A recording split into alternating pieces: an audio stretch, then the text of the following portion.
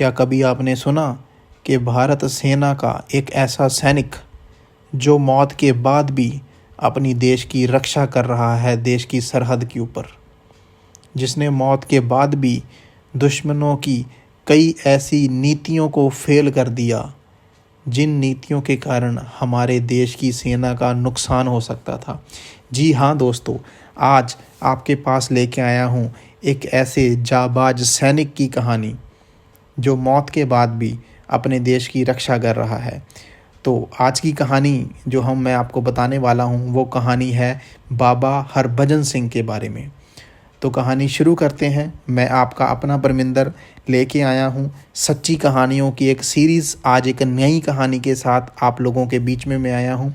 अगर आपने हमारे चैनल को सब्सक्राइब नहीं किया तो सब्सक्राइब कर लीजिएगा, ताकि नई नई जो भी कहानियाँ आती रहेंगी वो कहानियाँ जल्दी से जल्दी आपके तक भी पहुँच जाए। तो कहानी के ऊपर आते हैं। आज की कहानी है बाबा हरभजन सिंह के बारे में। बाबा हरभजन सिंह बनने से पहले उनका सिंपल नाम हरभजन सिंह था। तो हरभजन सिंह का जो जन्म था 30 अगस्त 1946 के अंदर हुआ, पाकिस्तान के गुजरांवाला के अंदर। तो आज़ादी के बाद वो लोग पंजाब के अंदर शिफ्ट हो गए। पंजाब के अंदर कपूरथला एरिया पड़ता है। कपूरथला एरिया में एक गांव था कूका गांव के अंदर उन्होंने अपनी फैमिली को लेके आए और 9 फरवरी 1966 जब उनकी एज मात्र 20 साल की थी तो उन्होंने इंडियन आर्मी को ज्वाइन किया। इंडियन आर्मी के अंदर पंजाब रेजिमेंट के अंदर उनका जो था सिपाही रैंक के साथ उनकी स्टार्टिंग हुई। कई जगह पे उनकी पोस्टिंग हुई और इस दौरान पाकिस्तान के ख़िलाफ़ भी कई उन्होंने काम किए। उसके बाद 1968 के अंदर उनकी जो पोस्टिंग थी वो ईस्ट सिक्किम के अंदर हो गई। और जो ईस्ट सिक्किम था वहाँ पे एक एरिया पड़ता था नाथूला। जो नाथूला एरिया था वहाँ पे उनकी पोस्टिंग हुई थी। और आपको पता है कि 1962 के अंदर इंडिया और चाइना का युद्ध हुआ था और उस दौरान 1968 के दौरान वहाँ पे काफ़ी तनाव की स्थिति रहती थी बॉर्डर के ऊपर। तो उस समय पे उनकी वहाँ पे जो थी पोस्टिंग हुई थी। तो 4 अक्टूबर 1968 के दिन जो हरभजन सिंह थे उनकी ड्यूटी लगी थी खच्चरों के ऊपर रस्त और जो भी सेना का खाने का सामान था वो खाने के सामान को यूनिट तक पहुंचाने का। तो जब वो यूनिट तक पहुंचाने के लिए लेके आ रहे थे तो सामान खच्चरों के ऊपर रखा हुआ था और जहाँ से वो आ रहे थे वो पहाड़ी के ऊपर एरिया था और नीचे खाई थी और खाई के नीचे नदी बहती थी। तो सामान लाते हुए उनका वहाँ से पैर फिसल गया और पैर फिसलने के कारण वो खाई के अंदर जाके गिर गए और नदी के अंदर वहाँ पे वो डूब गए। और उसके बाद जब टाइम था, जिस टाइम तक हरभजन सिंह ने यूनिट पे पहुँचना था, जब उस टाइम तक वो नहीं पहुँच पाए तो फिर सेना का जवान यानी कि गुम हुआ। तो सेना ने ढूंढना शुरू किया भी वो कहाँ रह गए। एक दिन उनकी खोज हुई, दूसरे दिन उनकी खोज हुई, 3 दिन तक उन्होंने उनको खोजा, लेकिन हरभजन सिंह नहीं मिले।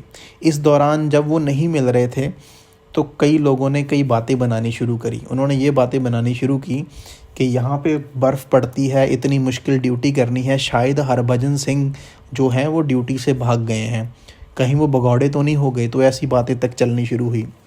उसके बाद क्या हुआ, 3 दिन के बाद एक रात उनका एक दोस्त था प्रीतम सिंह के सपने के अंदर हरभजन सिंह आए और हरभजन सिंह ने सपने के अंदर आके अपनी सारी स्टोरी बताई कि ऐसे पैर फिसल गया था और वो नदी में गिर गए थे। नदी में गिरने के कारण उनकी मौत हो गई थी और उनकी जो बॉडी है वहाँ से 2 किलोमीटर दूर वहाँ पे एक जगह उन्होंने बताई, वहाँ पे उनकी बॉडी पड़ी है, आप वहाँ से उनकी बॉडी कलेक्ट कर सकते हो। तो जब सपना देखा प्रीतम सिंह ने तो सुबह उठ के जो उनके वहाँ पे ऑफिसर थे तो ऑफिसर को जाके ये कहानी बताई कि ऐसे ऐसे करके सपना आया था, तो उनकी बॉडी 2 किलोमीटर दूर वहाँ पे पड़ी है। तो अब जो ऑफिसर थे जहाँ और लोगों को ये कहानी पता लगी कि ऐसे ऐसे सपना आया था तो उन्होंने उसको सीरियसली नहीं लिया क्योंकि उनको ऐसा लगता था कि ये बहुत करीबी दोस्त हैं उनके, तो शायद करीबी दोस्त होने के कारण इनका लगाव था उसके साथ, तो इसलिए वो सपना आ रहा है। तो इसके बाद भी प्रीतम सिंह ने बहुत इंसिस्ट किया उनको कि नहीं, हमें एक बार जाना चाहिए। तो बार बार प्रीतम सिंह के कहने के ऊपर सैनिकों ने ये डिसाइड किया भी चलो कोई ज़्यादा दूर तो है नहीं, यहाँ से 2 किलोमीटर ही तो दूर है, मतलब उस एरिया जो उन्होंने वहाँ पे जगह बताई थी वहाँ से 2 किलोमीटर दूर है, तो यहाँ से भी यूनिट से भी कोई ज़्यादा दूर नहीं है, तो एक बार जाके देख आते हैं उनके कहने पे। तो जहाँ जहाँ प्रीतम सिंह ने बताया था सपने के अकॉर्डिंग, जिस जगह बताया था वहाँ पे जाके सभी लोग हैरान हो गए, क्योंकि उसी जगह के ऊपर जो हरभजन सिंह थे उनकी वहीं पे जो बॉडी पड़ी थी। तो जब वो बॉडी को लेके आए तो उसके बाद बॉडी को कलेक्ट किया गया। देन उसके बाद कुछ दिनों के बाद प्रीतम सिंह को फिर सपना आया। सपना ये आया कि सपने के अंदर बताया हरभजन सिंह ने कि मेरी जो आप लोग एक समाध बना दीजिए। तो वही बात उसने अपने ऑफिसर को की कि ऐसे ऐसे करके मेरे को सपना आया है, वहाँ पे समाध बनाने के लिए बोला है। तो पहला सपना उनका सच हुआ था, तो उन लोगों को दूसरी बार जब ये बात बोलेगी तो अब उनको थोड़ा सा बिलीव आया भी हाँ ऐसा पॉसिबल है, ऐसा हो सकता है, चलो हमारे यूनिट का सैनिक था तो हमें इतना तो उसके लिए करना चाहिए। तो एक बंकर खाली पड़ा था, तो वो बंकर के अंदर उन्होंने उनकी समाधि बना दी। इसके बाद जब वो समाधि बनाई तो इसके बाद कुछ ऐसे इंसिडेंट होने शुरू हुए कि हरभजन सिंह की, या हम बोल दें बाबा हरभजन सिंह की श्रद्धा बढ़नी शुरू हुई बहुत सारे सैनिकों के अंदर या आसपास के एरिया के अंदर। अब वो ऐसे क्या इंसिडेंट हुए जिसके कारण वो हरभजन सिंह से बाबा हरभजन सिंह आज उनको बोला जाता है। कई बार क्या हुआ, कुछ फौजी सैनिक जो थे उन सैनिकों के सपने के अंदर बाबा हरभजन सिंह आए और उन्होंने कई बार उनको बताया कि उस एरिया के अंदर चाइना के, चीन के जो सैनिक है वो घुसपैठ कर रहे हैं, आपको उस एरिया में गश्त करना जाना चाहिए। और जब ये सपना देख के वो गश्त करने अगले दिन वहाँ पे गए और सच में वहाँ पे सैनिक घुस रहे थे और भारतीय सेना को देख के वो वापस लौट गए। ऐसा कई बार हुआ। कई बार ऐसा हुआ कि सपने के अंदर बाबा हरभजन सिंह ने आके सैनिकों को बताया कि इस एरिया के अंदर चीन के सैनिक जो हैं वो टेंट लगा रहे हैं, और जो उन्होंने बात बोली जब उस बात पे इम्प्लीमेंट करके अगले दिन वहाँ पे पहुँचा गया तो वो बात सच हुई। और ऐसे करके कई बार कई खुफिया इंफॉर्मेशन तक भी वहाँ से मिली। कई बार चाइना की ऐसी खुफिया इंफॉर्मेशन जो थी वो भारतीय सैनिकों को मिली, जिसके कारण बहुत सारे बड़े नुकसान से भारतीय सैनिक या हमारा भारत बच पाया। तो ऐसी कई सारी वहाँ पे कहानियाँ हुई, जैसे टेंट था वहाँ पे घुसपैठ कर रहे हैं, है ना। तो कई सारी ऐसी चीज़ें होनी शुरू हुई जिससे भारतीय सेना को बहुत फ़ायदा होना शुरू हुआ। इवन के इसके अलावा भी अगर आपको बताऊं तो इसके अलावा भी कई बार चीन के जो सैनिक थे उनको उनके एरिया के अंदर, चीन के अंदर ही जहाँ पे वो ड्यूटी कर रहे होते थे, वहाँ पे एक वाइट कलर का घोड़ा आता दिखा जिस पे एक इंसान बैठा होता था। तो ऐसा जब वो लोग देखते थे तो वो भारत के सैनिकों को चेतावनी देते थे कि अगर अगली बार हमने ये घोड़ा देख लिया आपका हमारे एरिया में आता हुआ तो हम इसको मार देंगे। तो कई बार उनको ये जब इंफॉर्मेशन सैनिकों तक पहुंचती थी तो उनको समझ आता था कि ये बाबा हरभजन सिंह ही हैं जो बॉर्डर पे ड्यूटी दे रहे हैं। और ऐसे इंसिडेंट जब चीन के सैनिकों तक पहुंचे तो उनकी भी श्रद्धा बाबा हरभजन सिंह के दौरान बढ़ी। तो 1982 के अंदर जब ऐसे उनकी श्रद्धा बढ़ रही थी तो उनकी समाधि को बंकर से निकाल के वहाँ से 9 किलोमीटर दूर एक बड़ा मंदिर बना दिया गया। और जब बड़ा मंदिर बनाया गया तो आसपास के जो लोग थे वो भी वहाँ पे आना शुरू हुए, आसपास के लोगों की भी श्रद्धा बढ़नी शुरू हुई।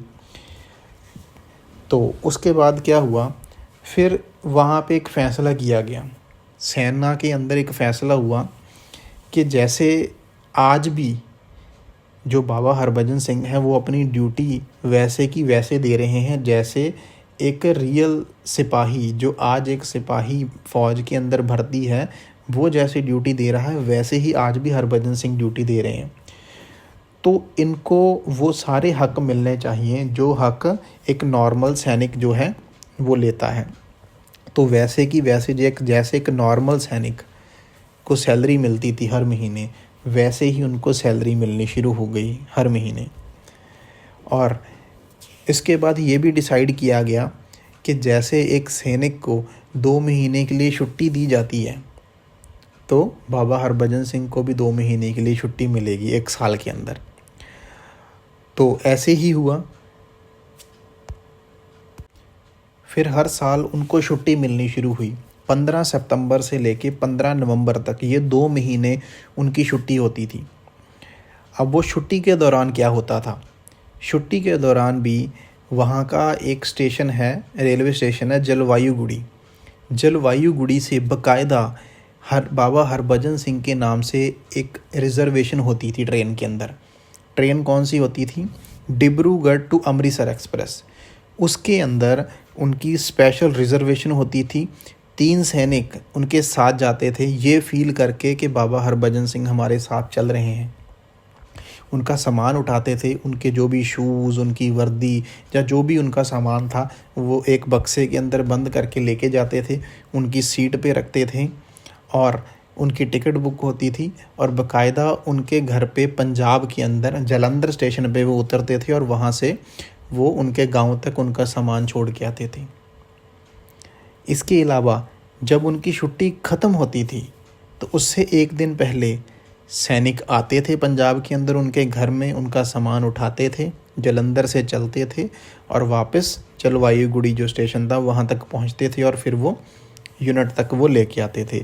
तो मतलब ये सारी चीज़ें भी उनके साथ हुई। इसके अलावा एक और इंटरेस्टिंग बात इसके अंदर है, जैसे मैंने जो आपको बताया कि उनका एक बड़ा मंदिर बनाया गया और उस मंदिर के अंदर उनके जो भी डेली यूज़ की चीज़ें होती थी, जैसे उनका बिस्तर था, शूज़ थे, उनकी वर्दी थी, जो भी डेली यूज़ की आइटम्स थी वो रखी जाती थी। और बाकायदा वहाँ पे जो अलग अलग ड्यूटी लगती थी सैनिकों की, और ड्यूटी क्या होती थी कि जो भी उनके शूज़ हैं या जो उनकी वर्दी है उसको प्रेस किया जाए, शूज़ को साफ़ किया जाए, बिस्तर को प्रॉपर क्लीन किया जाए। तो डेली ये ड्यूटी लगती थी और ये कई लोगों ने गवाही दी, कई लोगों ने बताया कि जैसे आज सुबह वो उनके शूज़ साफ़ करके गए हैं तो अगले दिन जब वो वहाँ पे आए तो शूज़ पे मिट्टी लगी हुई थी। उनकी वर्दी जो वो प्रेस करके गए थे वो प्रेस ख़राब हुई थी, मतलब उसके अंदर सिलवटें पड़ी थी। जो बिस्तर था, बिस्तर के ऊपर भी पता लग रहा था कि रात को वहाँ पे कोई सोया था। तो ऐसी कई कहानियाँ वहाँ पे बाद में लोग बताया करते थे। तो कहने का मतलब ये है कि एक ऐसी श्रद्धा वहाँ पे बनी लोगों की कि आज भी हरभजन सिंह बॉर्डर पे ड्यूटी करते हैं और आज भी कई बार सैनिकों के सपने के अंदर आके वो कोई ना कोई जो ज़रूरी इन्फॉर्मेशन होती है वो इन्फॉर्मेशन देते हैं। तो जैसे मैंने आपको बताया कि 1968 से लेके 2017 तक ये जो छुट्टी वाला आपको बताया कि वो सामान लेके आते थे, सामान लेके जाते थे, ये सारी की सारी चीज़ें होती थी। इसके अलावा उनकी रिटायरमेंट, जो भी एक सैनिक की रिटायरमेंट होती थी वो रिटायरमेंट भी उनकी हुई। 2006 के अंदर उन्होंने रिटायरमेंट भी की। लेकिन रिटायरमेंट के बाद भी आज भी ये सिलसिला जारी है। इवन कि जो चाइना और इंडिया के सैनिकों की मीटिंग होती है उस मीटिंग के अंदर स्पेशल एक कुर्सी रखी जाती है बाबा हरभजन सिंह के लिए। और जो भी एक प्रमोशंस होती हैं वो प्रमोशंस भी उनकी हुई। सिपाही के साथ उनकी भर्ती हुई थी और टाइम टू टाइम उनकी प्रमोशन होती रही। और जब उनकी अपनी रिटायरमेंट हुई है और रिटायरमेंट उनकी एज अ कैप्टन हुई। तो मतलब ये सारी की सारी कहानी मैंने आपको बताई। और कुछ लोग इसको मानते हैं, कुछ लोग नहीं भी मानते, लेकिन भारतीय सेना के अंदर ये चीज़ आज भी होती है। उनका मंदिर है वहाँ पे नाथुला के पास, सिक्किम के अंदर नाथुला पड़ता है, वहाँ पे उनका मंदिर है जहाँ आज भी सैनिकों की ड्यूटी लगती है उनके सामान को क्लीन करने के लिए, वहाँ पे सामान की देखभाल करने के लिए। तो मतलब प्राउड फील होता है एक ऐसे सैनिक के बारे में सुन के जो आज भी हमारे देश की रक्षा कर रहा है। कभी आप सिक्किम वाली साइड जाओ तो ज़रूर उनके मंदिर वहाँ पे जाके आना। तो दोस्तों ये थी आज की हमारी कहानी जो एक रियल स्टोरी है, सच्ची कहानी है। तो बाकी लास्ट के अंदर आप लोगों ने इस कहानी को बड़े प्यार से सुना, तो उस चीज़ के लिए शुक्रिया। हमारे चैनल को लाइक कर दीजिए, सब्सक्राइब कर दीजिए और बेल आइकन दबा दीजिए। अगर आपको जो भी हम नेक्स्ट स्टोरी डालते रहेंगे वो आपके तक जल्दी पहुंचती रहेगी। So thank you so much. मिलते हैं नेक्स्ट स्टोरी के अंदर।